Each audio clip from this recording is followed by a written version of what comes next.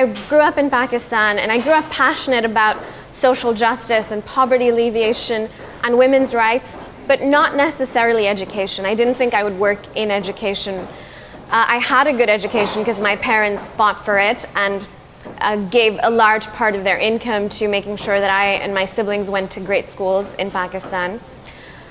But the moment for me was something very unexpected. So I left Pakistan because I got a scholarship to Stanford, and I moved to California. And I started mentoring young girls from a part of the country called the Swat Valley, which had been hit by an insurgency by a terrorist group loosely known as the Taliban. And when the Taliban gained power, what they started to do was ban girls' education. So taking away the right of young girls to go to school became a tactic of war. And nobody was writing about it at the time. The government had fled.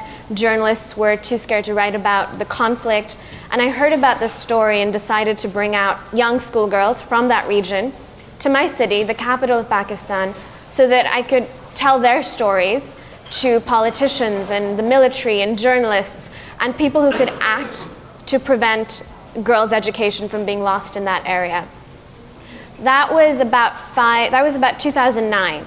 About 2 years after that, I graduated, joined McKinsey & Company as a consultant, moved to Dubai to work in the Middle East, and a year into that, Malala was shot. I'm assuming everyone knows who Malala is. She's the youngest ever Nobel Peace Prize winner, but at the time she was a 15-year-old girl, one of the girls who I had mentored. And her father called me up and asked me to fly in to be with her and her family. And that for me was really the moment, because when she was shot, the world stood up. We had always known that girls were abused and mistreated and hurt and denied their rights, but Malala's story hit a chord.